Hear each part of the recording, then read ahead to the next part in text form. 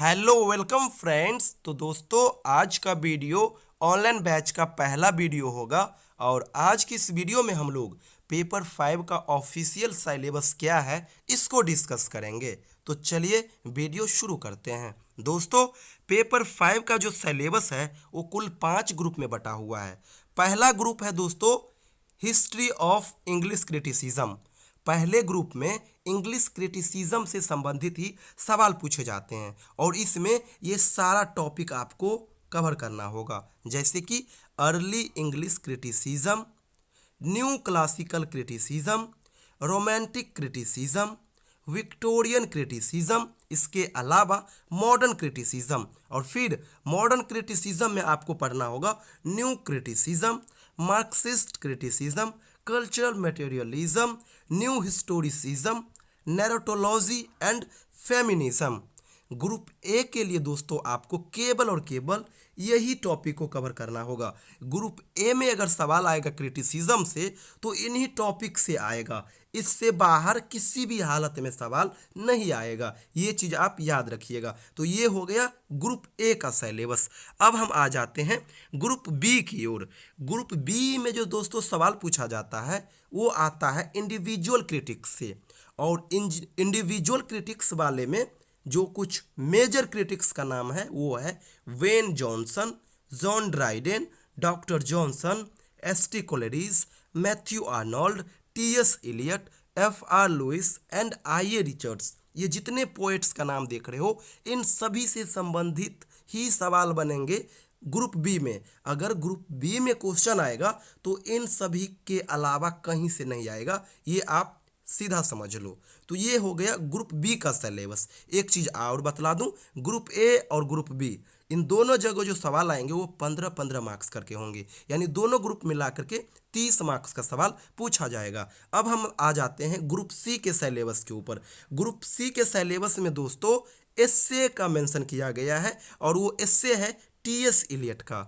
यहाँ पे आपको केवल और केवल 3 ही एस्से पढ़ने होंगे। पहला ट्रेडिशन एंड इंडिविजुअल टैलेंट, दूसरा फंक्शन ऑफ क्रिटिसिज्म और तीसरा फ्रंटाइड्स ऑफ क्रिटिसिज्म।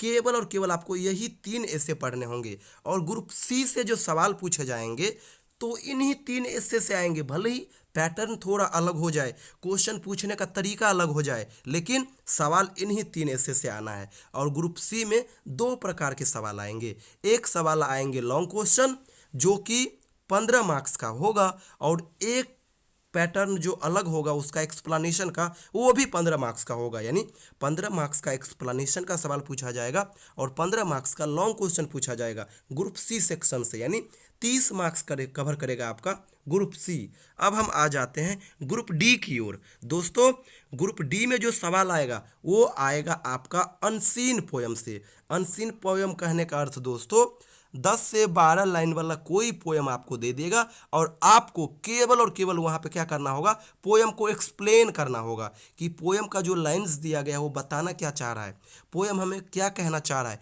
जस्ट आपको पोयम को एक्सप्लेन करना होगा। सबसे सिंपल चीज़ यही है। और ये कितने मार्क्स का पूछा जाता है? 20 मार्क्स का। छोटा सा पोयम होता है और उसको आपको केवल और केवल एक्सप्लेन करना होता है। अगर आप सही से एक्सप्लेन कर दोगे तो वो 20 मार्क्स आपका कवर करा देगा। तो बहुत अच्छा पोर्शन ये होता है मार्क्स लाने का।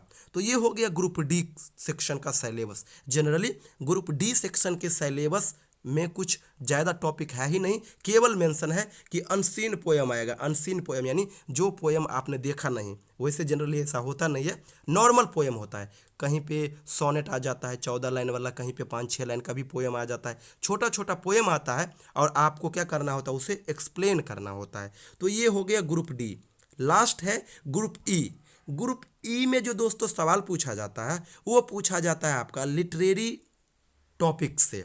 जो लिटरेरी टॉपिक्स है जैसे कि अफेक्टिव फ्लेसी हो गया, एलेगरी हो गया, कैनन हो गया, स्ट्रक्चरलिज्म हो गया, डिकंस्ट्रक्शन हो गया, रशियन फॉर्मलिज्म हो गया, इको क्रिटिसिज्म हो गया, इंटेंशनल फैलेसी हो गया, एपोरिया हो गया, पैथेटिक फैलेसी हो गया, पोस्ट स्ट्रक्चरलिज्म हो गया, आर्किटाइपल क्रिटिसिज्म हो गया। तो ये जितने टॉपिक देख रहे हो ना, इन सभी से संबंधित सवाल आएंगे आपका ग्रुप ई सेक्शन में। और यहाँ पे क्या होगा, तो ये जितने आप टॉपिक्स देख रहे हो लिटरेरी टॉपिक्स, इन सभी में से केवल और केवल 4 ऑप्शन में दिए होंगे और उस 4 में से 2 का ही आपको जवाब देना होगा और वो दोनों 10-10 मार्क्स करके होंगे, यानी 20 मार्क्स का आपका होगा ग्रुप ई सेक्शन। तो 20 मार्क्स हो गया ग्रुप ई सेक्शन, 20 मार्क्स हो गया ग्रुप डी यानी 20-20 40 मार्क्स, 30 मार्क्स का हो गया ग्रुप सी यानी 40-30 70 और 15-15 मार्क्स का हो गया ग्रुप ए और ग्रुप बी यानी 30 मार्क्स। तो 30 मार्क्स ये और 70 मार्क्स पीछे, यानी टोटल 100 मार्क्स हो गया। और दोस्तों ये तो हो गया सिलेबस। आगे जो हम वीडियो बनाएंगे, दूसरा जो वीडियो बनाएंगे, उसमें हम पेपर 5 का मार्किंग एंड एग्जामिनेशन पैटर्न क्या है इसको डिस्कस करेंगे। ये दोनों वीडियो आप देख लेना, सिलेबस से संबंधित किसी भी प्रकार का कोई भी डाउट नहीं रहेगा, ये चीज़ याद रखिएगा। एक बार फिर बतला दूं, ग्रुप ए में जो सवाल आएगा वो क्रिटिसिज्म से आएगा और क्रिटिसिज्म के लिए आप इन सभी टॉपिक्स को करना। वैसे मैं आपको हर सेक्शन से केवल और केवल 3 से 4 ही सेलेक्ट करके दूंगा एग्जाम के लिए और वहीं से एग्जाम में सवाल बने जाएंगे। तो ये हो गया ग्रुप ए के लिए सिलेबस, ये हो गया ग्रुप बी के लिए सिलेबस, ये हो गया ग्रुप सी के लिए सिलेबस। 3 ही इससे है, tradition and individual talents, function of criticism and frontiers of criticism. Group D में कुछ है नहीं, ग्रुप डी में केवल अनसीन पोएम से सवाल आएगा, इसको आपको केवल और केवल एक्सप्लेन करना होगा। और लास्ट सेक्शन हो गया आपका लिटरेरी टॉपिक्स वाला, और ये यहाँ पे जो टॉपिक्स देख रहे हो 14 के आसपास, इन्हीं 14 से सवाल आएंगे 4 और 4 में से 2 का जवाब देना होगा, 20 मार्क्स का होगा।